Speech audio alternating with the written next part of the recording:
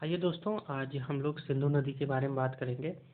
देखिए, बहुत इम्पोर्टेंट नदी है। या एक बात ध्यान रखिएगा, इस नदी को करते समय मैपिंग आप जरूर साथ में लेके बैठेंगे, ठीक है। जैसे लास्ट टाइम जो क्वेश्चन आया था सिंधु नदी का, जिस स्टूडेंट ने मैपिंग अच्छे से की थी उसका क्वेश्चन सही हुआ 2021 में। तो अगर मान लीजिए 22 में भी इस टाइप का क्वेश्चन बनता है तो किन बातों को हमें ध्यान में रखना है। चलिए आइए शुरू करते हैं। देखिए, सबसे पहले सिंधु नदी कहाँ से निकलती है, ये बात ध्यान रखिएगा। तिब्बत से। तिब्बत कहाँ है? चीन में, मानसरोवर के निकट से निकलती है और यहाँ पे सिनकबाब नाम की जगह है, वहाँ से। और इसकी टोटल लंबाई जो है वो 3200 किलोमीटर मानी जाती है। वैसे किताबों में आपको 3180 मतलब 3180 माना जाएगा, लेकिन मैंने 3200 इसलिए लिखा है कि याद होने में ईजी होता है। एक बात ध्यान रखिएगा कि ये कहाँ से निकलती है, तिब्बत से और कश्मीर के बीच से होके बहती है। अगर आपने मैपिंग की होगी हिमालय पर्वत की, तो वहाँ एक नागा पर्वत है, उसके उत्तर से घूमकर दक्षिण में फिर नीचे मतलब आती है और पाकिस्तान के बीच से गुजरती है ना, सिंधु नदी।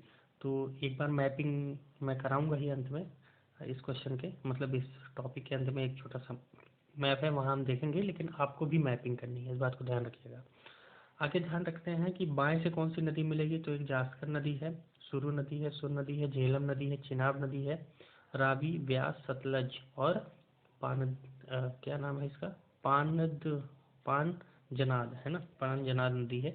ये नदी भी बाएं से मिलती है। एक बात ध्यान रखिएगा, कुल मिला के 5 नदी जो मोस्ट इम्पॉर्टेंट है उनके बारे में भी जानना जरूरी है, जैसे झेलम, चिनाब, रावी, व्यास और सतलज। ये 5 नदियाँ मुख्य नदियाँ हैं, सिंधु की सहायक नदियाँ हैं। तो इनके बारे में हमें बहुत डिटेल में जानने की ज़रूरत है। आगे देखिए, दाएं से बात करें तो श्योक नदी है, हुंगा नदी है, गिलगिट, स्वाति, कुनार नदी, काबुल नदी, कुर्रम नदी, गोलन नदी और छोट नदी।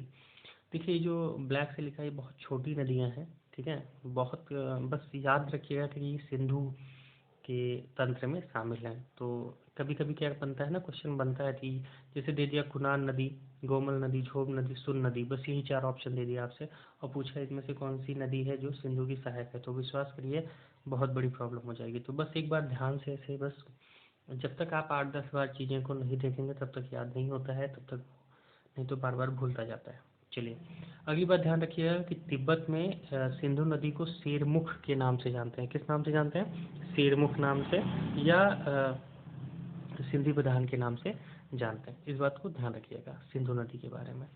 आगे देखिए, झेलम के बारे में हम लोग बात करने वाले हैं। देखिए क्या है झेलम। झेलम नदी, एक बात ध्यान रखिएगा, कहाँ से निकलती है। इसका उद्गम वेरीनाग के पास शेषनाग झील से होता है, ठीक है। और शेषनाग झील के बाद ये वूलर झील से होकर बहती है। तो वूलर झील कहाँ है, ये कमेंट बॉक्स में कमेंट कीजिएगा। और मैं बता दूं, वूलर झील भारत की सबसे बड़ी मीठे पानी की झील है और उसके बाद वो पाकिस्तान में प्रवेश करती है। झेलम नदी की सबसे बड़ी सहायक नदी कौन सी है? किशनगंगा, जिसे नीलम नदी भी कहते हैं, ठीक। बहुत ज़्यादा डिटेल में नहीं जा रहा हूँ, आप एक बार पढ़ लीजिएगा, छोटे छोटे नोट्स बनाते चलिए साथ में। आगे बात है चिनाब नदी। देखिए, चिनाब नदी जो है ये कहाँ से निकलती है? हिमाचल प्रदेश से निकलती है, बारालामचा दर्रा है वहाँ से निकलती है, ठीक है। तो इसको वहाँ पे चंद्रभागा नाम से भी जानते हैं। कहाँ पे? हिमाचल प्रदेश में, ठीक। इतनी बातें, बस यही 3-4 बातें आपको ध्यान रखनी है, ठीक है। चलिए, अगली बात है रावी नदी। रावी नदी के बारे में जानना है। ये भी नदी हिमाचल प्रदेश से निकलती है। तो 3 नदियाँ याद रखिएगा, चिनाब, रावी और व्यास, तीनों हिमाचल प्रदेश से निकलती है। 2 नदियाँ रोहतांग दर्रे, कौन से? रावी और व्यास दोनों रोहतांग दर्रे से निकलती है। व्यास नदी भी कहाँ से निकलती है? रोहतांग दर्रे से निकलती है।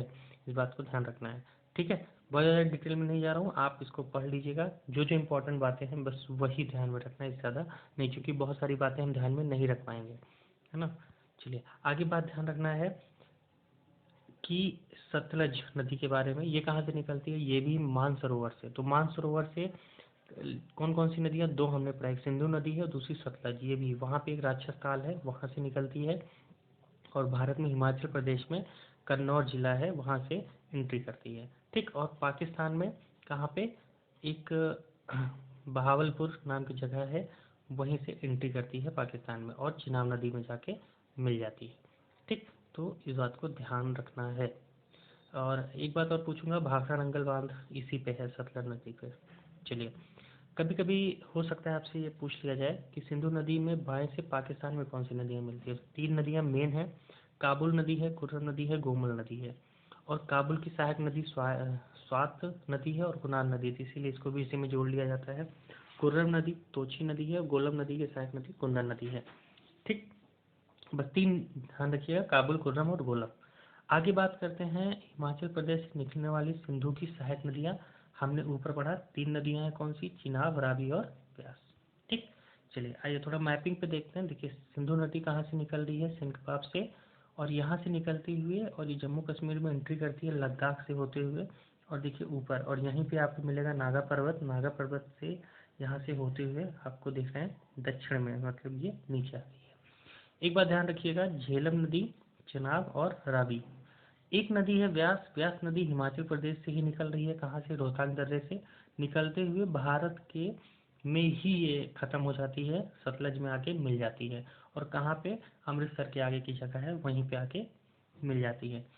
देखिए क्वेश्चन क्या आया था 2021 में, पूछा गया था झेलम नदी, चिनाब नदी और व्यास नदी, ये तीनों नदियाँ जो हैं, सॉरी रावी नदी, ये तीनों नदियाँ निकल रही हैं, अंत में कौन सी नदी है जो इनमें मिलती है और अंत में वो जाके सिंधु नदी में मिल जाती है। तो कौन सी अंत में है, देखिए सतलज नदी, ये अंत में जाके मिल रही है और ये जाके अंत में पठानकोट, जिसे पंचनद कहा जाता है, यहीं पे जाके वो मिल जाती है। कहाँ मिल जाती है, सिंधु नदी में मिल जाती है। इतनी बातें हमें ध्यान रखनी है सिंधु नदी के बारे में किसी भी हाल में, ठीक है। बस इतनी बातें ध्यान रखिएगा, और कुछ डिटेल में जाना है तो आप एक बार मैपिंग कर लीजिएगा, क्या क्या बांध बने हैं और ये सब बातें ध्यान रखिएगा। तो फ्रेंड्स उम्मीद लगे वीडियो अच्छा लगा हो तो लाइक कर दीजिएगा, ठीक है। चैनल जरूर सब्सक्राइब कर लीजिए, जिससे ऐसे बहुत सारे वीडियोस हम लाते रहेंगे आपके लिए। चलिए, thank you so much to all of you.